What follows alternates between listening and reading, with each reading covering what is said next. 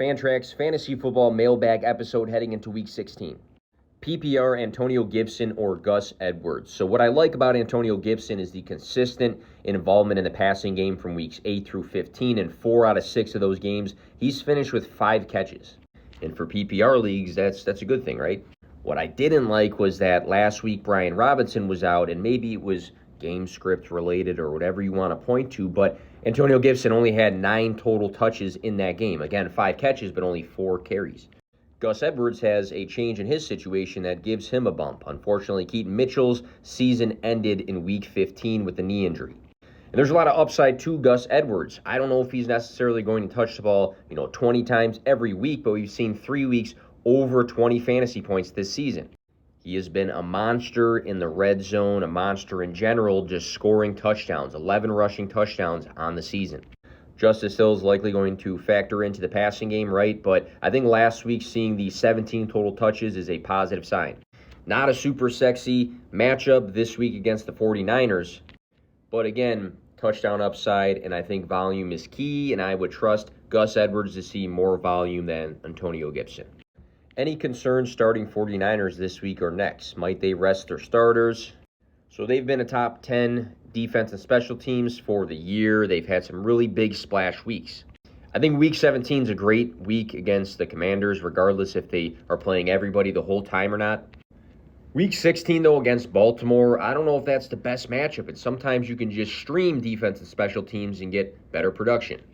For instance, I made this chart yesterday, and you can pause it because I'm going to fly through it, but I am showing the lowest yardage generating offenses in the NFL, and also the points per game that they score. And then I show you the defense and special teams that gets that matchup in Week 16 and where that defense and special teams ranks. For example, the Las Vegas Raiders have generated the 4th least total yards per game. And they draw the Kansas City Chiefs defense and special teams for Week 16, and they rank 13th in total fantasy points scored.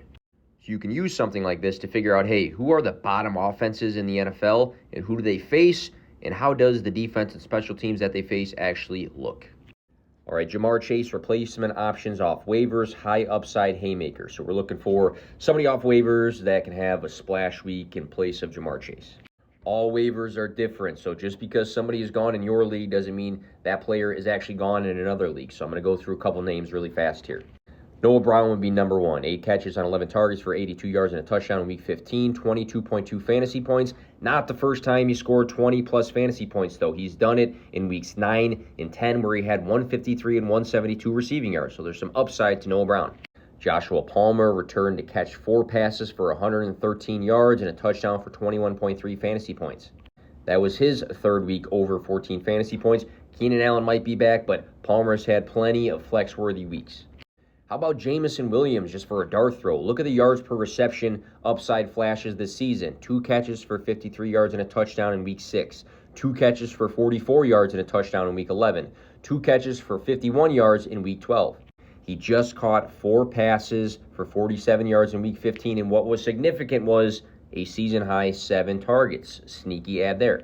Curtis Samuel, 19-plus fantasy points in 2 out of 3 of his last games. 12 and 9 targeted games during the span. 165 and 41 receiving yards the last 3 games played. 2 receiving touchdowns in Week 15.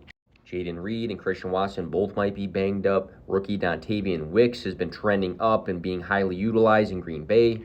You have to check if he's banged up, but 8, 14, and 8 targets the last 3 weeks for Zay Jones. Tyler Boyd with Jamar Chase, like you're saying, to miss time might be a decent ad. I don't know if the upside is necessarily there, but he's had some bigger weeks the last 2-3 seasons. Fantasy culture question. Do you keep up with your leagues once you're out, or is it out of sight, out of mind usually? Me personally, redraft, if I don't make the playoffs, I don't care. Maybe I check, the championship week to see who ended up winning or who is actually in the championship.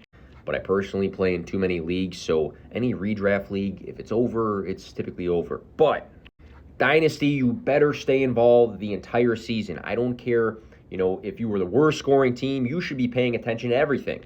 Some leagues allow you to continue to trade in Dynasty leagues. Also, not all leagues are super, super deep, meaning you can find some good ads on the waiver wire as the season progresses. For example, I'm in a home dynasty league that's not super deep when it comes to the roster sizes. Rookie Trey Tucker just scored 20.7 fantasy points this past week. Threw a dart, picked him up off of waivers. A few weeks back, another rookie, Dontavian Wicks, who I just mentioned earlier from the Green Bay Packers, scooped him up off of waivers. Now, that specific league I'm talking about, I'm a contender. But all these guys that are not, why would you not be picking up these rookie wide receivers showing signs of life and flashes? I don't get it. You gotta continue to play in dynasty leagues. Why did the fantasy gods hurt Tyreek Hill and Josh Jacobs? Because that's just hashtag fantasy football. But bigger note here, this is the reason you should be deeper. This is the reason those bench roster spots are important. This is the reason that you need to play the waiver wire every single week. Having depth, being active and picking up guys off of waivers is vital to fantasy football success. For example, let's say you lost Anthony Richardson or Joe Burrow or Justin Herbert. Look at how these backup quarterbacks scored in Week 15. All of these guys did not open up the season as the starter for their team, but look at them. All top 12 performances in Week 15. Hunter Henry or Kyle Pitts this week.